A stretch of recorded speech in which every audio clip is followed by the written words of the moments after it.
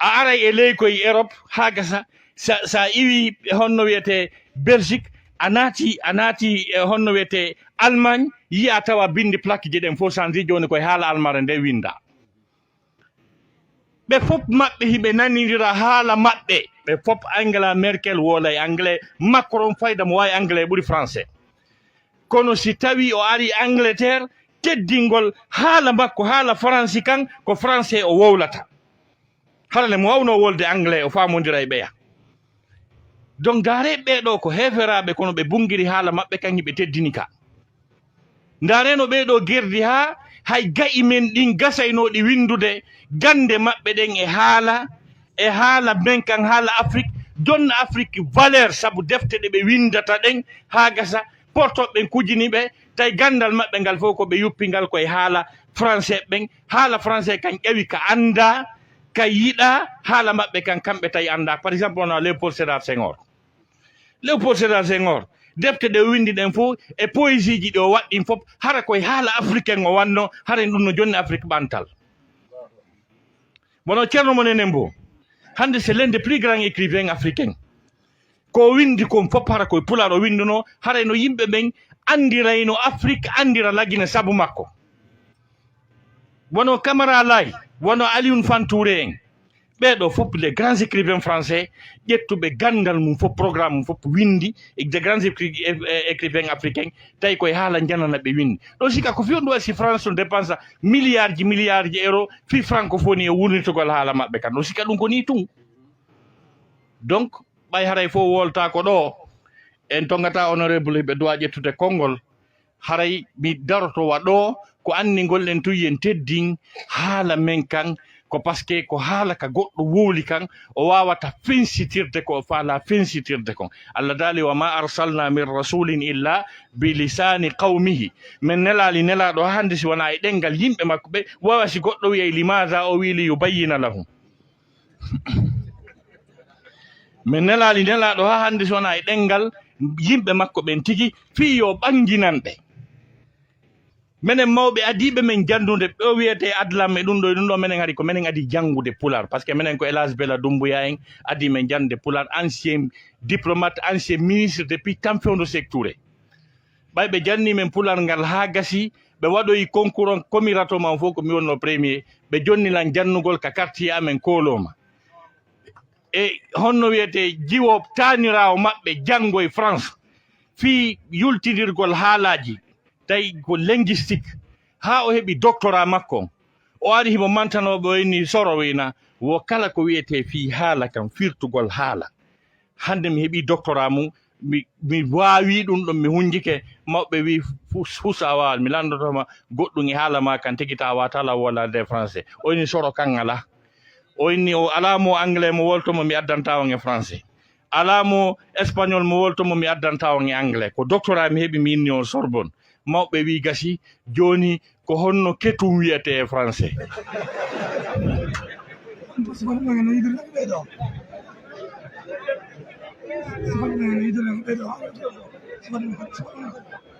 o jogiiɗo doctorat Sorbonne noon deƴƴi ha wo honno wiɗon soro ɓeyni ketum tawi wanda ɓeyna yaw jangga kadi seeɗa an yore doctorat ma on donc so daari littérature française on ma on daari vocabulaire français on o yiyay toon mooji gota ko mooji meɗen ɗiɓe par exemple wano ɗon andi boowal ɗon andi e français ko boowal ɓe wiyata ko wiyetelo boowal pluriel ɓeyna le boowe ko par ce que boowal a jinda Europe on to kon to yiyata boowal donc ko wawɗa inde mum koko yiiɗa ko woodi kon ko a wooda kon ɗa wawi andude no wiyete par exemple oɗon ɗo fof ko hombo wawi e wiide ko honno finetere wiyete e honno wiyete e pular finetere ala hay goto wata wiwde ko honno finetere wiyete e pular sa wawi noon mijitade ha gasa ɗumanno ko fi honɗum ko par ce que cuuɗi ɗi finɗen tawɗe mawɓe men ɓen no darna Fuuta ɗin ɗi ala finetere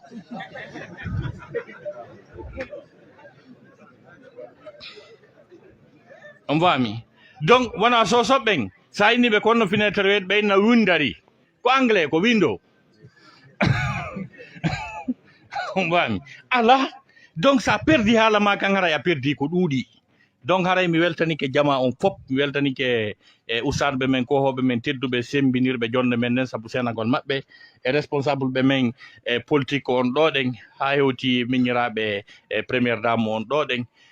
fop muɗum weltanama e weltanike président Adama Barrow e mo tata ko kamɓe wirni tumbodiral ngal kaka maɓɓe wona kaka leydi maɓɓe wona hande ko minen juulidi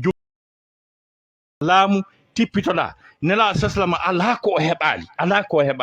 ɓay noon ala ko heɓali Allah dal mi okkima Qur'an mi okkima kala moƴƴere adna e lahara tawi hande kadi Allah ko hunde wotere pette hulanimo ko watta o towni to ko ɗum wasi Qur'ana yi wala qad ataynaka sab'an min almasani walqur'an alazim la tamuddanna aynayka ila ma matta'na bihi azwajan minhum wala tahzan alayhim o wi wahfid janahaka lilmuminin mi yii e président Adama Barrow yankinare tippitare e yiɗugol diina e yiɗugol jama on mi weltanike président Adama Barrow e équipe maɓɓe on fop haray mi duwanike leydi Gambie nden assalamu aleykum wa rahmatullahi taala wa barakatuh.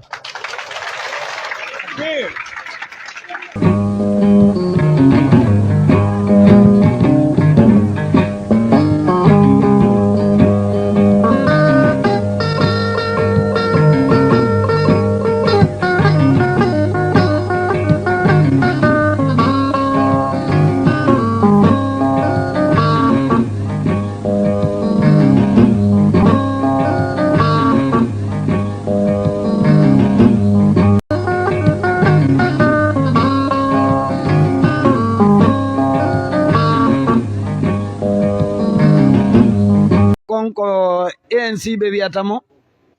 neɗɗo marɗo jawdi ɗuɗum nde o ƴetti ñande goo $25,000 e oto wallankursawal sottengal $60,000 o jonninmi o inni ko yomi tawtumo mi inni dinan kan no ɓuraninmi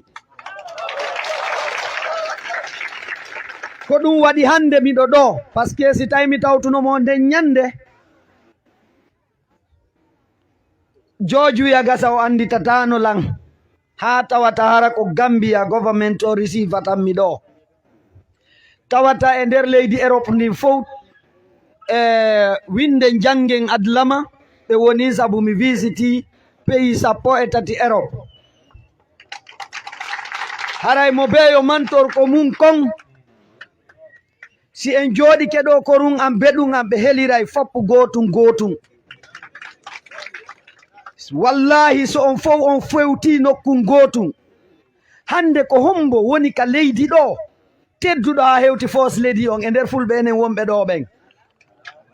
wowlidiranen gonga si tawi en jooɗike ɗo en sendidiri jama men on goɗɗo goo aroyiɗo janngo tawa o toliray en gotum haray miijiteyo karamokoɓe miijiteyo mawɓe fewjaneme menen ɓe sukaɓe ɓay pelletti laamu ngun si ngu moƴƴay karamokoɓe diina ɓen wattanay hillay mum du'ano leydi ndin sa nani leydi moƴƴi ko karamokoɓe diina ɓen laaɓi reedu ɓay noon Allah arsiki on jannguɓe laaɓuɓe reedu yo Allahu on mawnin Gambia haray mi neɓama gerdede fi argol Gambia ko honɗum kuurasin mi argol Gambia piiji buyno nder ton ko gotum petti mi wolata ko inde suka goto ko sabu on piiro ɗon mi inni mi yahay Gambia mi humpitoyto ko fewndi kon Gambia arana ko mon yiide kon ka social media Mariam Diallo si moɗo yo immi o daro and trust me we are politicians although we've been a Muslim before being a politician, but politikon ko diina amen kan min naati defandugol parce que si tawi ustasijo jooɗi keɗa ɓe fewji e hoore makko ko ɓe faala ko ɓe yewtata joni noon si ustasijo naati ka pale nde ɓe jooɗe oɗon e fewjugol society ji ko on no marsirta o innay dey he tawhidi on kadi dey no hatto jinni e ndi leydi kono si mi peñi nde waare ha nde juuti mini masallah on woni keto ɓe jooɗike kamɓe tumɓe fewji ɓe fewja e hoore an pellet ka diina ka daɗi wo si tawi en waɗi e nder programme lontiɓe ɓen khulafa ur rachidin hiɗen andi ɗi gay ko ɓe waɗi kon hiɗen andi ko ɓe waɗi kon ko ma immoɗen daroɗen ko hani kon waɗen ko hana kon wo'itoɗen constitution leydi ndi respecten yiɗidiren haray teddinen leƴƴi ɗin jonniten ɓe haqqeji maɓɓe ɗin waɗon priorité on nene goto yagal ngal ko tuma mi walli nene goto an on simi walla goɗɗo yaafoɗon noon mi darike ɗo fayda min miɗo yaafini ko moolana daragol e hoore ɓeɗo mawɓe ɓeɗo neniraɓe sabu min yewtere nden simi fuɗɗike yewɗugo sago am mi daroto haray miɗo faala taw ko adi koye on yaafolan ɗum ɗon hande e nder leydi Gambia ndi tanjini ɗon en mara sukaɓe ma njulaɓe jogiiɓe gasa magasin ji temdere e nder Gambia fof no woodi ka mi hoolaki miɗo wawi baytude on ɗo wallinen ɗo tappen ɗo yahoya ha tawa mi hoolaki tawoya ko yes on mara magasin ji temdere e leydi hara ko pullo jeydi ok sa wi ɓura en hewtoya joni ka Kalefour joni hiɗen mari hiɗon hooli hiɗen mari fulɓe noga yafe nani jonnelan time on jente moƴƴa dey we have very short time and we want a use of the time hiɗon hooli hiɗen mari yimɓe 50 Gambia ɗo tawata goto be ɓe 50 mo mari $200,000 en jaboto dey no woodi ok for security reason mi yalta e janggo Gambia kono mi wolta leere on jente moƴƴa ɓayno woodi en hewta joni ka Kalefour si tawi ko gonga no woodi fulɓe jogiiɓe $200,000 $300,000 e nder leydi Gambia si tawi ko gonga hino Sidi Dem hino mo ɗo kanko woni hoore tabital pulaku please stand imedaro si tawi ko gonga no woodi o ɗo ko mawɗo men ni ka haray seedinanan ko gonga wota mi yaltu leydi Gambia hara on soodal pikopwal sortide usine jonno Mariam Diallo min waɗa collaboration kala memuɗo pullo Gambia o memi fof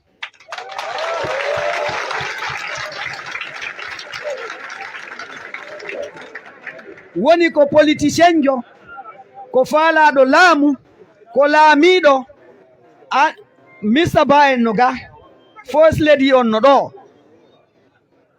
Gambi fof nano e ñaamo sara e tumbo siko gonga ñande mi hewti Liberia nde ɓe welcome nolanka aéroport wano hande anduɗon gayi molanagin e gayi fulɓe ɓen hino leydi Liberia Dr Julde Diallo the vice president of the Republic of Sierra Leone himo e nder leydi Liberia hande mi tanƴini tumɓe heɓuno otoje 4 e goɗɗum registriɗe waɗade plaque yo yaw jaɓɓo yo excellency Dr Julde Diallo e nder leydi Liberia the best ever in Africa mi wowliray no yaafo ɗon de taw gataka yeeso ɗa ɓay Gambia non nde mi hewtoya ton yon nane njulaɓe honto won ɗon goɗɗo go suka mi wolta inde makko sifanimi ɓe mooɓi fulɓe buy groupe ɓe nangi ɓe joƴƴinoyi o ari tawi leka ka police ton o woni ɗum ɗo muusi mo ha o tawi o wata woldude e fulɓe ɓen nden ñande o formi kan kadi groupe makko o wonni ɓay komi woni horejo on ɗo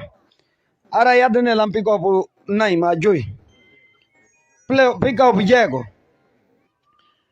wo komin suɓata kadi ɓe mi yadata ɓe ngimum o ndaari mbimi e mimami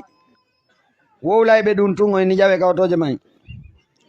o yehi o moɓoy kanka e groupe molanaɗo o hebbini otoje ɗen tew o aroɓe paaki ɗimo makko ɓe anda oɗo ko siɗɗo anni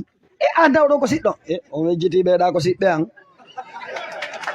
awa ndaren no réguliren ɗum acciteɓe tadu o midia on ƴettu ittine ta midia on ƴettu acciteɓe ɓe accitiɓe ɓen moɓanoɓe ɗon hiɗon andi goyon sayi mi wolatamo